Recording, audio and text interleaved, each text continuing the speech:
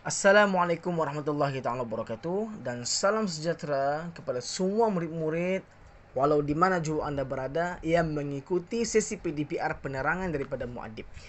Muadib mendoakan agar semua dalam keadaan sihat walafiat dan bersedia dan sentiasa bersemangat untuk mengikuti sesi PDPR daripada semua guru-guru yang mengajar Anda agar Anda menjadi orang yang bijak dan orang yang berguna pada masa akan datang. Jadi tanpa kita melengahkan masa lagi, kita akan terus kepada sesi PDPR. Isi pelajaran kita pada hari ini yaitu tentang nyamuk. Minggu lepas kita sudah belajar tentang nyamuk Aedes betina dan juga apa yang dibawa oleh nyamuk Aedes betina ini, itu demam denggi, cara merebak dan juga gejala dan tanda yang berlaku apabila seseorang itu terjangkit ataupun dijangkiti oleh nyamuk Aedes, iaitu demam denggi lah. Dan kita juga sudah belajar minggu lepas iaitu nyamuk tiruk betina yang membawa demam malaria dan simptom yang terjadi bila seseorang itu ada demam malaria dan cara dia merebak. Dan kita sudah melihat perbezaan di antara dua ini. Namun persamaannya ialah mereka penyakit ini adalah daripada nyamuk, dan penyakit ini juga membawa kedua-duanya demam, iaitu demam denggi dan juga demam malaria. Dan yang paling teruk, kedua-dua ini persamaannya juga boleh membawa maut kalau lambat dirawat ataupun tidak dirawat dengan baik, dirawat dengan sempurna. Alright, so kepada siapa-siapa yang mungkin dijangkiti demam denggi ataupun demam malaria, cepat-cepat pergi ke hospital untuk mendapatkan rawatan segera bagi mengelakkan perkara yang tidak diingini berlaku. So guys, kita akan teruskan hari ini dalam muka surat 84,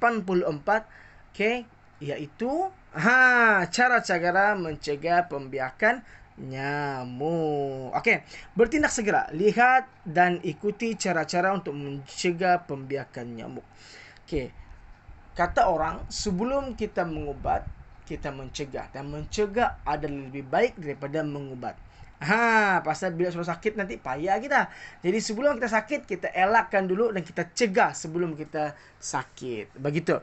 Cara-cara mencegah pembiakan nyamuk ni di sini ada 5. 1, 2, 3, 4, 5. Dan kita akan tengok satu persatu dan perincikan bagaimana caranya untuk kita mencegah pembiakan nyamuk. Yang pertama, kita zoom supaya kita nampak. Alright. So, tanam bekas yang menapung air. Apakah ciri-ciri bekas yang menapung air? Ciri-ciri bekas yang menapung air ni macam contohnya botol yang ada permukaan dan ada lekukan yang boleh masuk air di dalam tu. Macam mangkuk, piring yang terbiar, macam tayar. Semua tu boleh menakung air. Dan seperti yang kita sudah belajar pada video lepas, nyamuk Aedes hanya memerlukan air sebesar duit 20 sen untuk bertelur. Bayangkan, duit sebesar duit 20 sen. Air sebesar duit 20 sen. Dia boleh sudah untuk membiak. Bayangkan kalau besar pinggan itu, air di dalam yang terbiar tu kan, berapa ekor nyamuk sudah boleh membiak di situ. Sebab itulah kita perlu tanam bekas yang menakung air. Tetapi Muadib ada idea lagi cantik. Selain daripada kita menanam bekas yang menakung air ni, apa kata kalau kita ubah bekas-bekas yang tidak digunakan ini, seperti botol, seperti mangkuk ataupun bekas-bekas yang tidak dapat digunakan ini, seperti contohnya tin cat dan sebagainya, kita tukar menjadi pasu. Tukar menjadi pasu. Bila jadi pasu, kita boleh letak tanah dan kita boleh semai, tumbuhan dan akhirnya membawa manfaat kepada kita semua. Contohnya kita mau tanam semai pokok ladak ke, kita mau semai bunga ke. Bunga. Cerita pasal bunga. Baru-baru ni bunga sangat famous, terutamanya di kawasan Sabah ni lah. Semenanjung Muadib tak tahu betul, tapi kalau di Sabah ni bunga sangat famous. Orang jual bunga sampai ada menjadi usahawan bunga. Jadi apa kata kita ambil benda-benda tadi tu, kita transform dia menjadi pasu dan kita semai bibit bunga dan kita jual. Contohnya macam bunga keladi, bunga hati-hati, kan. Kalau sebelum ni lidah jin lah kan.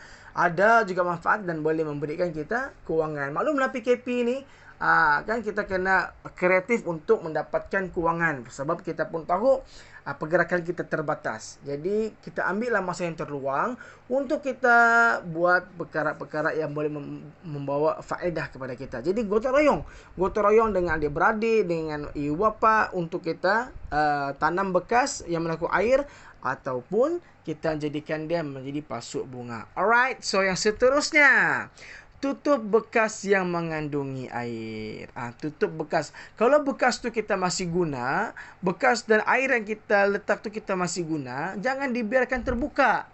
Bila terbuka, nyamuk boleh bertelur.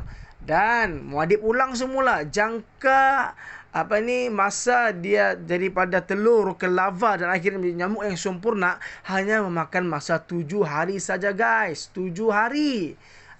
Kita tidak sedar tiba-tiba bernyamuk sudah.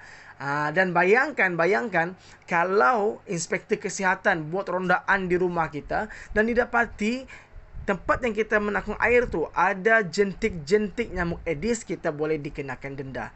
Jadi daripada kita kena denda, apa kata kita tutup bekas ni dengan sempurna. Alright.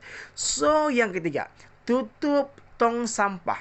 Okey, seperti biasa, tong sampah juga boleh menakung air. Jadi tutup tong sampah dengan sempurna supaya air tidak bertakung dan akhirnya menjadi tempat pembiakan nyamuk Aedes. Okey, dan yang seterusnya ialah bersihkan bekas takungan air. Seperti model begitu, macam yang tadi ni. Okey, kalau bekas tu kita masih guna, okey, kita kena sentiasa bersihkan dia. Sentiasa bersihkan dia supaya jentik-jentik itu boleh keluar ataupun nyamuk tu tadi tidak boleh membiak. So kita kena sentiasa bersihkan takungan air tu supaya telur dia pun boleh musnah. Bila kita bersihkan, maka tidak adalah orang cakap jentik-jentik itu. Alright. So pastikan kita kena bersihkan bekas takungan air dengan sempurna. Okay. Dan seterusnya, aktiviti pengabutan, iaitu aktiviti fogging dalam bahasa Inggerisnya. Siapa sini yang pernah nampak aktiviti ini? Kebiasaannya aktiviti ini dia berlaku di tempat-tempat perumahan, kawasan-kawasan kedai ataupun perumahannya yang banyak orang lah. Begitu. Dan benda ini dilakukan sama ada oleh pihak kesihatan ataupun majlis daerah lah yang akan buat. Majlis daerah pun di bawah unit kesihatan juga. Diorang akan buat aktiviti fogging ni, pengasapan ni, pengabutan ini untuk mematikan nyamuk-nyamuk yang sedia ada sudah, dan dalam hal yang sama untuk memusnahkan jentik-jentik yang ada di air. Jadi biasanya benda ni dia macam satu asap kabus lah, tebal begitu. Dan apabila aktiviti fogging ini, Muadib mau beritahu, apabila aktiviti fogging ini dilakukan di rumah ataupun di kawasan rumah kita ataupun di tempat yang kita pergi itulah, pastikan kita menggunakan pelitup muka. Sebabnya mereka menggunakan bahan kimia untuk mematikan nyamuk. Jadi tidak juga selamat untuk kita menghidupnya. Jadi pastikan apabila kita nampak ataupun ada berlaku aktiviti fogging ini di kawasan sekitar rumah kita atau di perumahan kita ataupun kita terpergi kawasan yang ada aktiviti fogging ini, maka pastikan anda menutup muka. Ialah pelitup muka lah kan. Menutup muka dengan sempurna. Hidung dan juga mulut lah supaya kita tidak terhidu gas yang dikeluarkan daripada aktiviti fogging ini. Jadi faham? Mestilah faham kan. Sebab sangat mudah untuk kita lakukan. Cuma masalahnya kita mau lakukan ataupun tidak. Jadi untuk itu kita kena bertindak segera, guys. Kita kena bertindak segera supaya tidak ada nyamuk. Tiada nyamuk, tiadalah penyakit. Jadi kita kena bertindak segera. Jadi ada aktiviti. Seperti biasa kita akan akhiri PDPR kita dari aktiviti, iaitu aktiviti dia simple.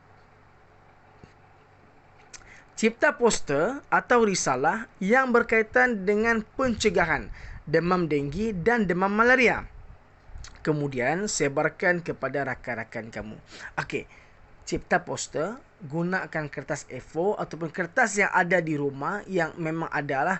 Alright. So lukis cantik-cantik, buat cara-cara mencegah pembaikan nyamuk nih, boleh juga tiru yang ada di sini nih, ataupun yang lagi cantik boleh cari di internet, dan kamu tolong lukis, tolong lakarkan, okey, dan warnakan lawa-lawa cantik-cantik, dan jangan lupa hantarkan kepada guru-guru yang mengajar kamu, dan kepada yang belajar dengan muadib, hantarkan dengan muadib. Jadi insyaAllah itu sahaja sesi PDPR kita pada hari ini, dan kita jumpa lagi pada sesi PDPR yang seterusnya. Assalamualaikum warahmatullahi taala wabarakatuh, dan salam sejahtera.